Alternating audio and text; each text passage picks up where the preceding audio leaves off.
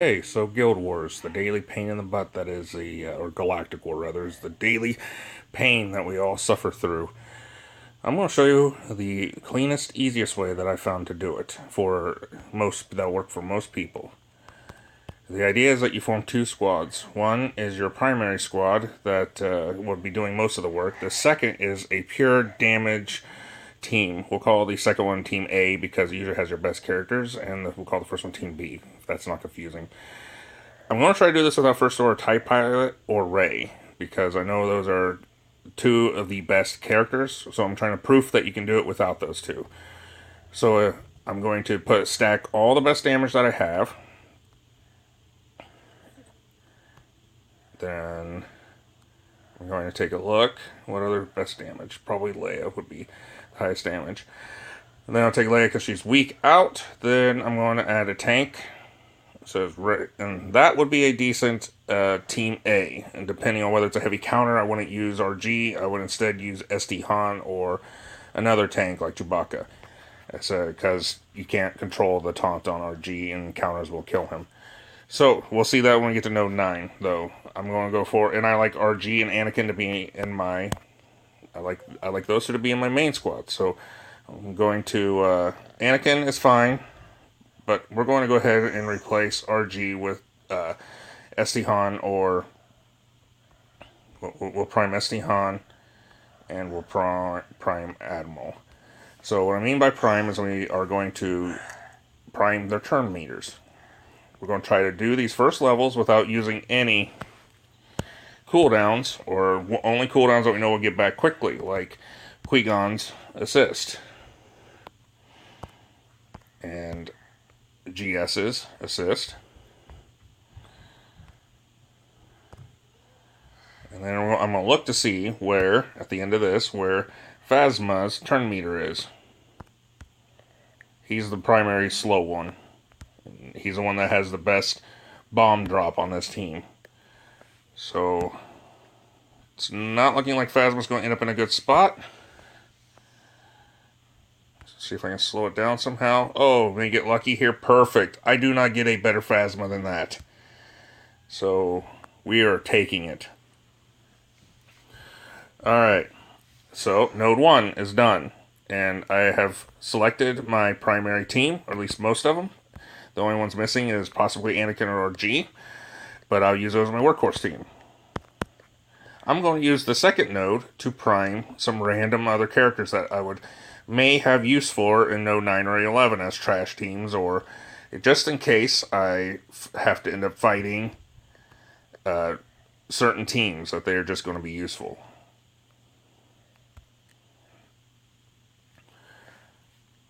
So I'm going to prime them as well, because without the turn meter priming, and the slowest one on this is I'm looking for is going to be the most useful slowest is Chief Nebbit there in the middle.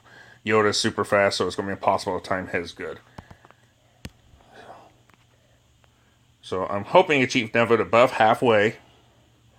I'll accept a little under halfway, as long as he gets a decent amount of priming. Yeah, those bombs are amazing in counter teams. You can have them. You can taunt with Chief Nebbit, and the counter teams just kill themselves with those bombs because of Java Scavenger over there on the bottom left. I really don't want to lose Java Scavenger's protection. That's scaring me that it's going down. So, and one of the other tips is that if Nebbit uses his basic attack, he will give protection to somebody. And I was kind of hoping he'd give it to Scavenger. And if you leave the match, you get to keep it. That bomb just decided to end that one. He has a decent self-heal. We're still going to wait, see if we can get the protection from... He's stealth now, at least. If it stops there, I will go ahead and use him in that state. I was not happy that he lost that much protection, but... it'll be okay. Okay, we're getting close to the end here, so I want to see if I can time the deaths of the other team around Nebbit getting the most turn meter.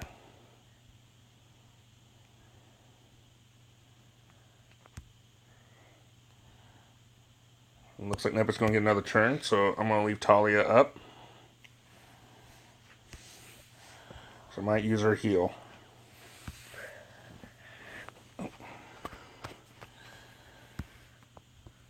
I'm worried that bomb's going. Nope, that's right. It's a 2-turn bomb. Looking good. Okay, we'll take this. Take that. A little over 50%. Okay, now that's all for turn prepping for me. That's all the only ones I'm going to do to show that you can do with limited characters.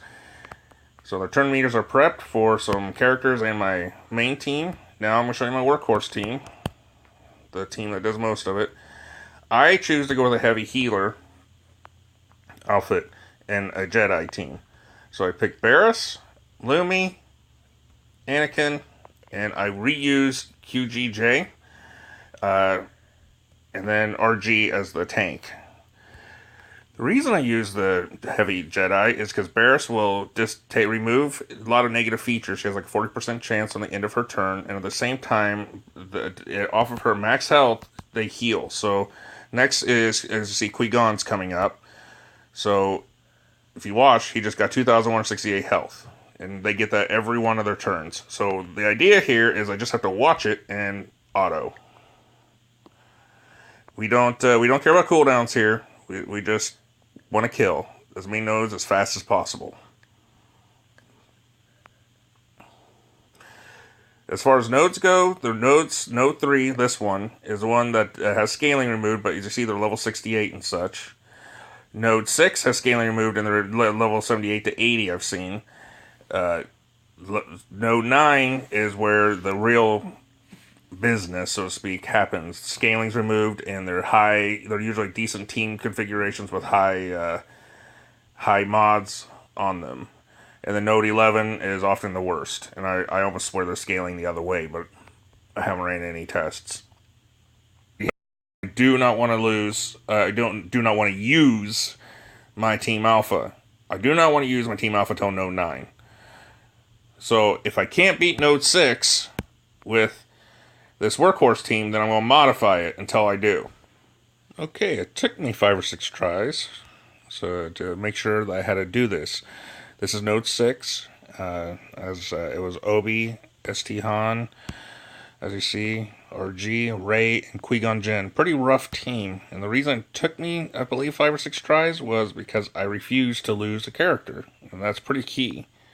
Because I want this workhorse team to keep going without having to substitute anything in it, and it's worth a little bit of extra time here to make it a lot cleaner on the back end. Node 7. Hopefully it doesn't take too long here. Jeez, I should really wait to start it until later.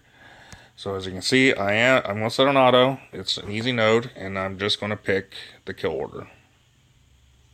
I'll see you at Node 8. Okay, Node 8 is loading in. Some keys about Node 8 is since I'm using Qui-Gon Jinn on my main team, and possibly Anakin and RG, it says depending on what the team makeup on the other side is, I'm going to not use cooldowns on Node 8. I'd rather not use them because protection's already gone, but I want to get those cooldowns back. The other thing to try to get all cooldowns is that the other 2 characters on this team, for instance, Barriss and Lumi, are healers. And I'll be using Node 10 to heal and get the cooldowns back for my main team so they can fight again in Node 11, which we'll get into there. So I want to end Node 8 with most of my major cooldowns. Alright, it's the end of Node 8 coming up. I don't care about the health because I'll be healing probably the very first thing I do in Node 10. So as you can see, I'm going to have all cooldowns for all the characters back. And there we go. Node 9 coming up. Okay, that's not a terrible Node 9. Phasma lead, GS, Qui-Gon, Tebow, and RG, Royal Guard. So I don't think I'm going to have to bust out any kind of specials on this one. I think I'm going to go straight in with my Team Alpha, and I'm going to do the kill order of kill the Geonosian soldier first, hopefully before Phasma does his marching orders, which gives him a free crit, which will keep him into a DPS machine. Then Qui-Gon, and see if I can shut down Tebow to keep the turn meter from affecting me while I kill RG. We'll see how it works.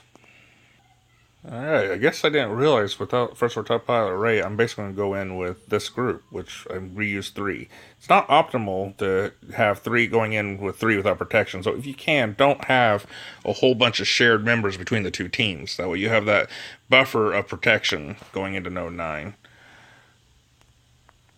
And this is Node 9. This will be my first attempt at Node 9, and if it doesn't work out and it goes south, I will just pause it and show you the end of Node 9 when I figure out the right composition. It might take me several tries. The key here is not to lose any DPS characters or Phasma. I'm okay with losing RG as long as I have another tank to do Node 11 with. But you see how I just dumped all my damage onto one character? That's the key. So now without one of their major DPSs, and I just blow all cooldowns on Node 9. You don't hold back. You're going to get it all back in Node 10. So, because Node 10 is never as hard as Node 9 or 11. Okay, Node 10 does not have scaling. So while, yes, they're 80, they're not difficult 80s. So I look at this. GS is fine. So I'm going to replace GS with Lumi or Barris. Probably Barris since I want to save Lumi for Node 11 just in case I have to use her. So, hopefully that's all it takes. I may have to do Node 10 a couple times. The key for Node 10 is I get all my cooldowns. My characters have their health back. And if possible, I have a prepped and ready Phasma. So I'll see you at the end of this node, because it might take me 1 or 2. Okay, this is Node 10 still. I had to switch up the team. It didn't work out where I didn't lose a character. So without having to use cooldowns. So now you see same people, but Barris is leading. So that extra 2k health heal was helping the team out quite a bit. And I hope Qui-Gon will get another turn, so I'll get that cooldown back. And since I'm at Node 10, and some people's Node 11 is actually Node 12, so keep in mind whichever the most difficult node for you guys is. This is Node 11. My Node 12 is always easy cake. So I really don't like that Phasma does not have a turn meter here, but it's not worth me going through the whole effort again. Not when I was able to beat Node 9 without losing or using any of the third-party characters. So, oh, that's nice. Okay, so it didn't kill him, so I got my wish. I got some turn meter out of it.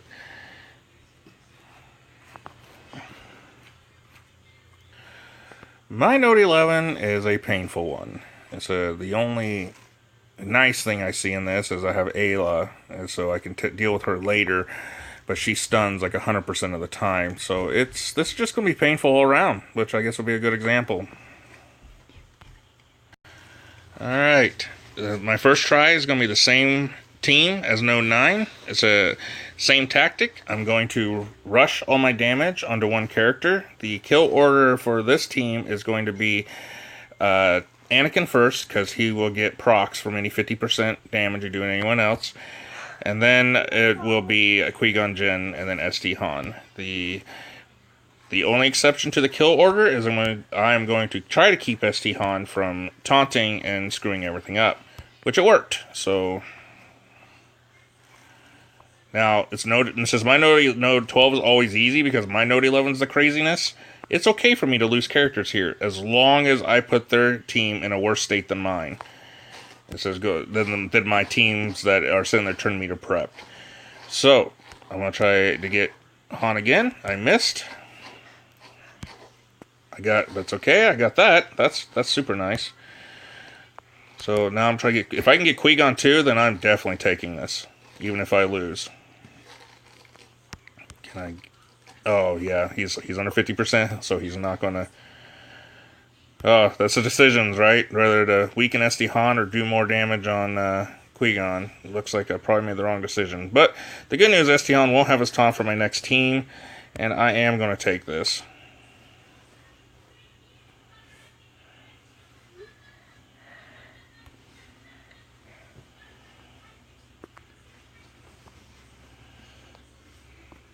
Oh, that whiff was amazing for me. Slowed everyone. Not bad, actually. Oh, I was kind of hoping I would survive one more turn. That's okay. On a Qui-Gon without any health, and most importantly, Anakin down. So, this is where the next turn meter prep people come in. The ones that I kind of randomly put in there. I absolutely had to kill Anakin. You see how their turn meters are prepped now? That's why. Their turn meters are prepped. They just killed my scavenger off the bat. Well, that kind of sucks because there's no more bombs. There's the stun. 5 says a really low tenacity by default.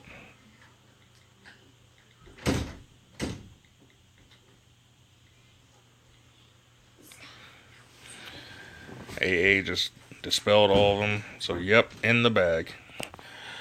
So, that's sometimes the only thing that here is the Note 11. My Note 11 might be your Note 12, because you see my Note 12 getting ready to come up. It's always been, for months and months, it's always been that.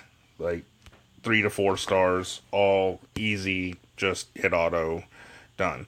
Now, if you have a weird set of characters and you literally don't have any damaged characters, I highly suggest you pick up some. Geonosian Soldier, Qui-Gon Jinn, Anakin are all farmable. So is Leia. So, I mean, they're all 5. You can go buy them from places over time, and you can pick them up in a month or less. Because I would say the key to this is having decent teams, but most importantly, decent DPS. If you have any questions or want us to evaluate your builds or your characters and see what we can do, just let us know, alright? Lancing out.